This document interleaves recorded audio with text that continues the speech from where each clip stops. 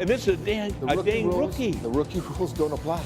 They don't apply to this guy. I've never seen something like this. 13 years as a player, 16 years as an analyst here. This is the best rookie quarterback I've seen. I mean, Roethlisberger was pretty good too when he started, but this guy just has more. And then you've got the teams that say, why not us?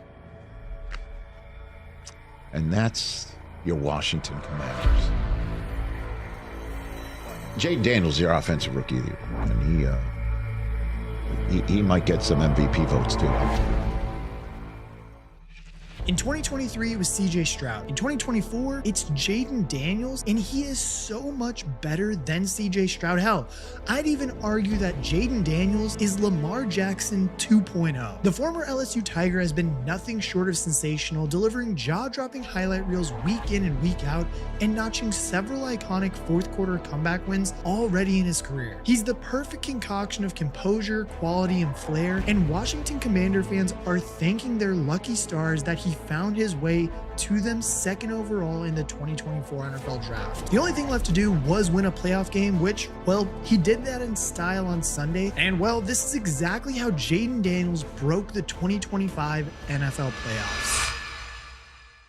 Jayden Daniels entered the NFL as an exciting quarterback prospect, but one that was viewed comfortably behind the generational prospect that was Caleb Williams, and even many had him behind North Carolina's Drake May as well, pointing to his skinny frame, reckless running style, and questionable processing as reasons not to put him inside the top two. Nevertheless, Washington was enamored with his all-around package, passing over Drake May to select Daniels second overall, one spot after Caleb Williams. And just to remind everybody, a breakout performance against Joe Burrow in prime time in Week 3 hinted that the Commanders had something special on their hands, which was confirmed once he took the team to a 7-3 record. Something that seemed damn near impossible considering the 4-win record that was achieved by the team just 1 year earlier. Despite a slightly quieter period in the middle of the season, not helped by a lingering rib cartilage injury he suffered, Daniels hit his stride yet again in Week 13, leading the team to 5 straight wins to close out the year, 5 touchdowns in a thrilling victory featuring 81 rushing yards from the stud rookie as well. Then 1 week later, he passed for another 3 touchdowns in an overtime win over Atlanta, again in prime time, this time adding 127 yards on the ground. Like, I mean, truthfully, the former LSU Tiger and Sun Devil, because, hey, ASU, that's where he started everything, even though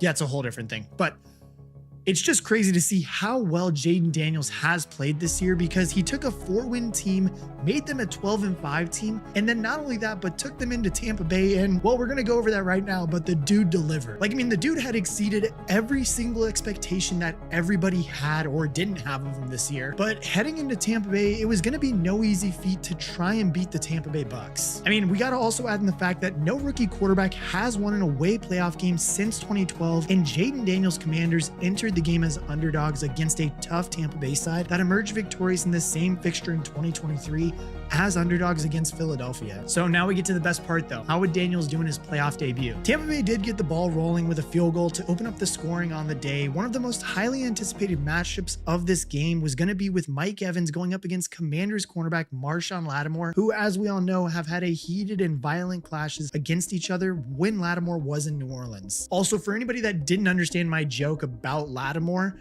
I call him Latigo because I was a Saints fan, or I am a Saints fan, I should say, and he was my favorite player when they did have him, so that's why I call him Latigo, because he's the GOAT of cornerbacks that they've had. But back to the game, Evans did start strong with 2 catches for over 30 yards on the opening drive, and these were really just ominous signs for the Commanders and really got everybody worried. Thankfully, though, as we all know, the Commanders do have a superstar wideout of their own, and Jayden Daniels made sure to go to him early. Facing a potential 3-and-out on their opening drive and with 6 yards to gain, the Bucks fired up a blitz on the rookie quarterback, and with a defender in his face, Daniels just calmly stepped back and fired a moonball far down the left sideline. Like, I mean, this is just something that he's done all year long, and Terry McLaurin tracked the ball perfectly, and with a defender draped all over him, somehow came down with the diving catch. The 3rd and 6 completion let the Bucks know that Daniels wasn't going to shy away in his first taste of playoff action, completing a play call that had proven so successful all year long. I mean, honestly, watching that play too, that's just something that Jayden Daniels has done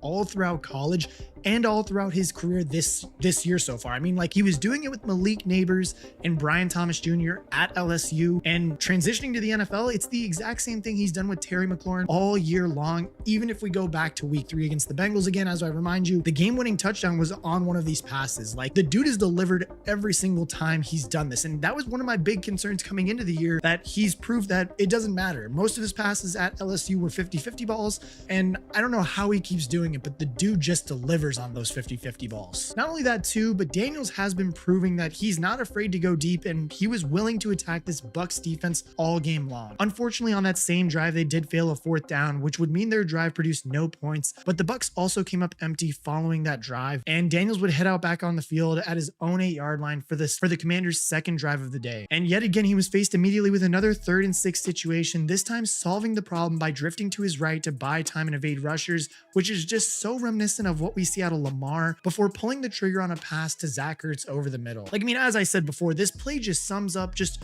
how just elusive he is this year and as a player, and really reminds me of how Lamar plays the game, just being able to evade and buy more time, which is what you have to do in the league, and he's been able to do that all year long and then deliver a strike. Like, I mean, for the second time that day, the Bucs pass rush had been sidestepped and the drive continued. This time though, Daniels continued to slice and dice his way downfield, and pressing against a Bucs unit that had conceded the second fewest points per game between weeks 12 and 18 with just 17. There was another 4th down attempt, with this one being converted this time around, before Daniels went one better and converted a 3rd and goal from the 10, patiently buying time in the pocket before firing an absolute strike to Jahmyr Brown at the back of the end zone. A late second quarter touchdown to Evans on Lattimore set the game up beautifully, tied at 10 points each at halftime. And I mean, yet again, with the season just basically in his hands of how were they going to win this game, Jayden Daniels continued to deliver as the game just continued going on. Like, he continued to just show that poise and composure that he had seen and had been playing with all season long, and carried it into the postseason so far. I mean, even when they were trailing by 4 points late in the 3rd quarter, he delivered an absolute dart to Ertz on a 4th down crossing route, coming up big and showing off his accuracy under immense pressure. Unfortunately though, they could not convert on another 4th down opportunity later in that drive, but as luck would have it, I mean, the Bucs did give them another chance to show off his clutch trait just moments later, as they did botch a jet sweep, which resulted in a fumble by Baker Mayfield, gladly collected by the Commanders defense to gain control of the ball in Bucs territory. And now, after coming up empty one drive earlier, the pressure was on Jayden Daniels as he faced a 4th and 2 from the 5-yard line. This time though, he delivered. With the pocket closing in around him from all angles, Daniels calmly stood tall and flicked a pass to the back of the end zone, perfectly placed for his star wideout Terry McLaurin to run onto. Like, I mean, just the poise, the accuracy, the anticipation, it's just like all on a crucial 4th down too. It's just top tier talent we're seeing out of Jayden Daniels right now. Like, this is stuff we'd expect to see out of a 10-year vet going into like his 10th playoff game, not somebody that's a rookie going into their first playoff game in the NFL. Like, it's just so crazy to see what he's doing. With that score also, the Commanders took the lead by 20 points to 17, but the Buccaneers would follow it up with a field goal on their next drive and pulled them level, putting the ball back in Daniels' hands with 4 minutes left to go. And this is something that we've all seen just so many times this year with Jayden Daniels, just in late game situations. Like, this is something that you didn't want to do because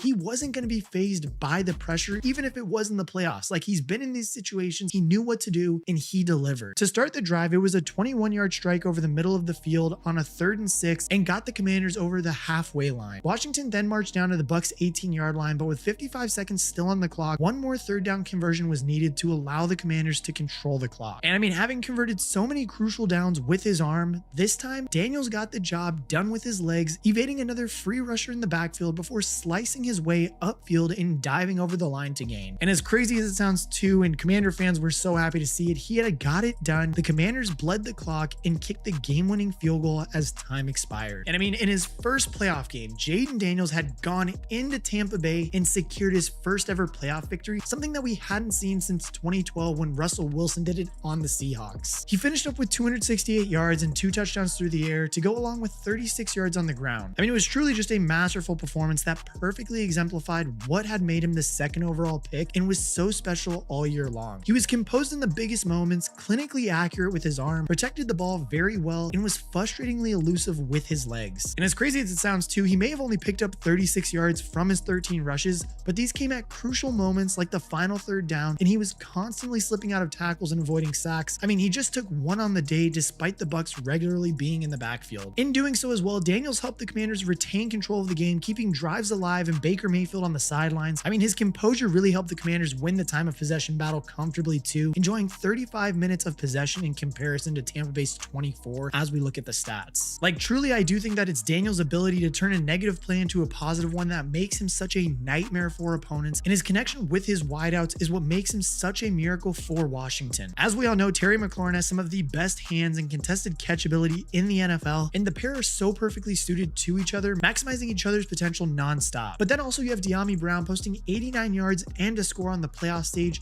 having never logged more than 165 yards in any of his previous 3 seasons in the league. Like, I mean, as we saw last year, elevating your playmakers around you is something you have to do as a quarterback, and Daniels has absolutely done that all year long in Washington. Like, as I just said, it's something similar that we saw CJ Stroud do last year in Houston's 2023 campaign that just caught everybody's eyes. He was slotted into a modest roster and lifted everyone up a notch, turning Nico Collins into a superstar with just shy of 1,300 yards after not crossing 500 in each of his first 2 seasons. Stroud was absolutely incredible in 2023, also entering the league as the 2nd overall selection before breaking numerous records and leading his team to the playoffs, just like Jayden Daniels. Stroud's 4,108 yards, 23 touchdowns, and just 5 interceptions showed a player playing well beyond their rookie status, ultimately breaking 5 NFL records. Like, I mean, honestly, even as we compare them and look at each other in their rookie years, Jayden Daniels has passed for fewer yards with 3,568, including 25 touchdowns and just 9 interceptions, but he's made up with that for a brilliant 891 yards and 6 touchdowns on the ground. I mean, the pair is actually neck and neck when it comes to passer rating, with Stroud's 100.8